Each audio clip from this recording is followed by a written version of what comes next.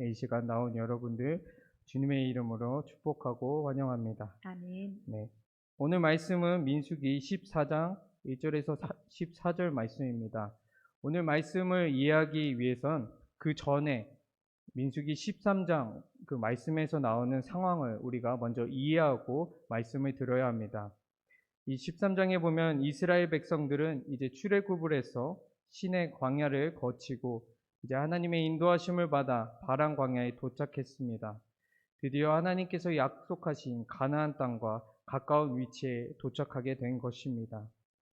모세는 땅에 들어가기 전에 12명의 정탐꾼을 먼저 보내어 이 땅이 어떠한지, 땅에 살고 있는 주민들과 성읍들은 어떠한지 확인하려 했습니다.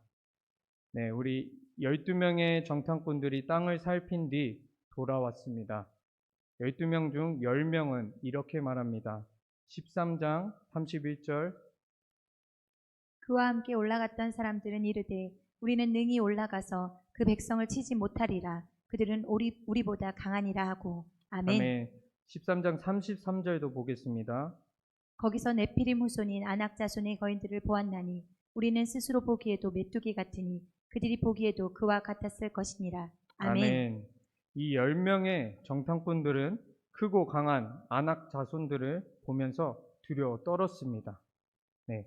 사실 이 어찌 생각해 보면 이 아낙 자손들이 크고 위대한 까닭은 그만큼 가나안 땅이 복되고 비옥한 땅이기 때문입니다. 하나님께서는 이스라엘 백성들에게 사실 최고의 선물을, 최고의 땅을 예비하신 것입니다. 아멘. 그러나 정탐꾼 10명은 두려워 떨며 우리가 절대 그 땅을 차지하지 못할 것이라 말합니다. 이러한 배경에서 오늘 본문 말씀이 시작됩니다. 이 10명의 정탐꾼의 말을 들은 이스라엘 백성들은 울고불고 난리가 났습니다.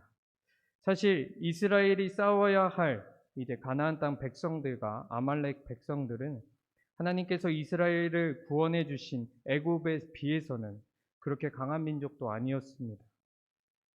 이 놀라운 하나님의 출애굽 역사를 체험했던 이스라엘 백성들은 그럼에도 불구하고 저 사진처럼 통곡하며 원망합니다. 14장 3절에서 4절 말씀.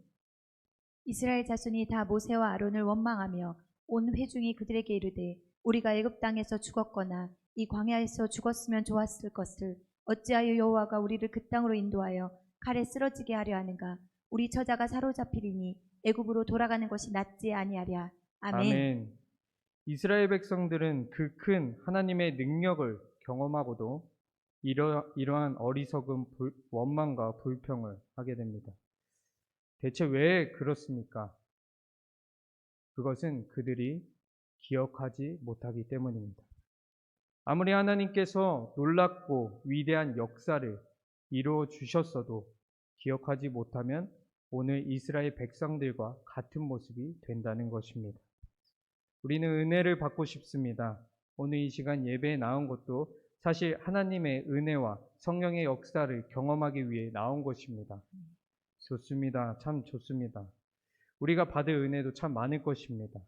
그런데 저는 오늘 이 시간은 여러분께 이러한 질문을 드리고 싶습니다. 여러분은 하나님께서 주신 은혜에 대해서 얼마나 기억하고 계십니까?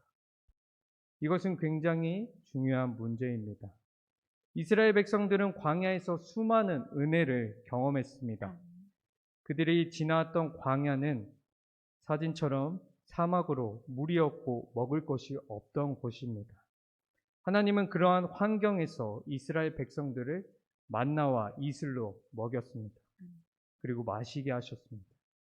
고기가 먹고 싶다고 불평하며 우는 이스라엘 백성들에게 메추라기로 배부르게 하셨습니다. 거친 사막을 지날 때 옷도 헤어지지 않게 보호하셨습니다. 이러한 은혜가 있었음에도 불구하고 이스라엘의 원망은 멈추지 않았습니다. 오늘 본문 말씀 5절을 보면 제가 읽겠습니다. 모세와 아론이 이스라엘 자손의 온 회중 앞에서 엎드린지라. 굉장히 이상한 장면입니다. 모세와 아론이 왜 엎드렸을까요? 바로 10절을 보면 그 이유를 알 수 있습니다. 제가 읽겠습니다. 온 회중이 그들을 돌로 치려 하는데. 네. 온 회중이 모세 아론을 돌로 치려 했기 때문입니다. 이스라엘 백성들은 포악해졌습니다. 불평하는 소리가 점점 더 커지더니 이제는 무력으로 모세와 아론을 죽일 지경까지 가게 되었습니다. 바로 이것이 은혜를 잊은 자의 모습입니다.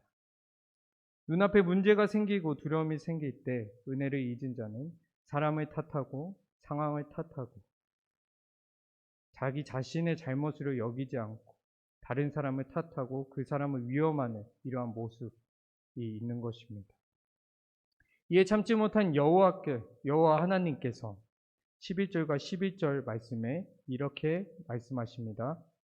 여호와께서 모세에게 이르시되 이 백성이 어느 때까지 나를 멸시하겠느냐 내가 그들 중에 많은 이적을 행하였으나 어느 때까지 나를 믿지 않겠느냐 내가 전염병으로 그들을 쳐서 멸하고 내게 그들보다 크고 강한 나라를 이루게 하리라. 아멘. 아멘.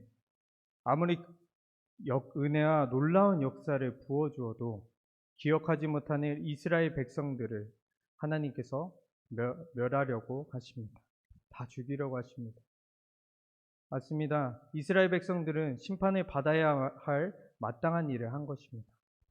그런데 모세가 등장하며 모세가 놀라운 말을 합니다. 13절, 14절 말씀. 모세가 여호와께 여짜오되 애굽인 중에서 주의 능력으로 이 백성을 인도하여 내셨거늘 그리하시면 그들이 듣고 이 땅 거주민에게 전하리이다.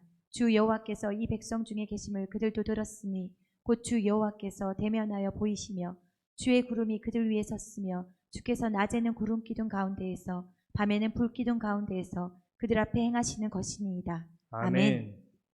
다른 이들은 기억하지 못했습니다. 그러나 모세는 기억했습니다. 아멘. 주께서 낮에는 구름 기둥으로 밤에는 불 기둥으로 이스라엘을 보호하신 것을 모세는 기억했습니다. 아멘.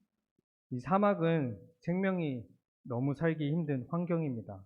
그 이유 중 하나는 기온이 낮에는 40도를 넘고 밤에는 영하를 오고 가는 일교차가 극심한 환경이기 때문입니다. 그런데 모세는 이러한 환경 속에서 하나님을 기억했습니다. 아멘. 어떻게 기억했습니까? 추운 어젯밤 따뜻한 불기둥의 손길로 이스라엘을 덮으셨던 하나님의 사랑을 기억한 것입니다. 아멘. 모세가 기억하니 곧 하나님도 이스라엘 백성들을 다 죽이지 않고 용서하셨습니다. 아멘. 제가 읽겠습니다. 여호와께서 이르시되 내가 내 말대로 사하노라. 아멘. 이스라엘 백성과 모세는 똑같이 은혜를 받았습니다. 출애굽의 사건, 그 은혜의 역사를 똑같이 경험했습니다. 광야 생활 가운데서도 똑같은 은혜를 경험했습니다. 그러나 이스라엘 백성들은 그 은혜를 잊고 원망하며 불평했습니다. 이에 비해 모세는 그 은혜를 기억하여 하나님의 뜻마저 돌이키는 놀라운 역사를 이루어냈습니다. 아멘. 여러분은 어떤 사람입니까? 여러분은 은혜를 잊은 사람입니까? 아니면 은혜를 기억하는 사람입니까? 저도 돌아보니 참 많은 은혜를 받았습니다. 인생의 여러 아름다운 순간들이 하나님 덕분에 참 많습니다. 그러나 오늘 말씀을 보니 반성하고 나를 돌아보는 시간이었습니다. 왜냐하면 이스라엘 백성들처럼 당연시되고 잊혀졌던 은혜가 있었기 때문입니다. 우리가 이렇게 예배에 나와 새로운 은혜를 사모하고 받는 것은 굉장히 소중하고 중요한 일입니다. 그렇지만 그것만큼 중요한 것은 우리가 받았던 은혜들을 다시 한번 마음에 새기고 기억하는 것입니다. 아멘. 이스라엘 백성들은 자신들을 바로 어젯밤 따뜻한 불기둥으로 덮으신 하나님의 사랑에 대해선 전혀 기억하지 못했습니다. 입히시고 먹이시고 보호하시는 하나님의 역사도 기억하지 못했습니다. 왜냐하면 지속적인 하나님의 사랑에 익숙해져 있고 그것이 일상이었기 때문입니다. 이스라엘을 구름기둥과 불기둥으로 보호하시는 하나님의 사랑이 우리에게도 우리 삶에도 존재합니다.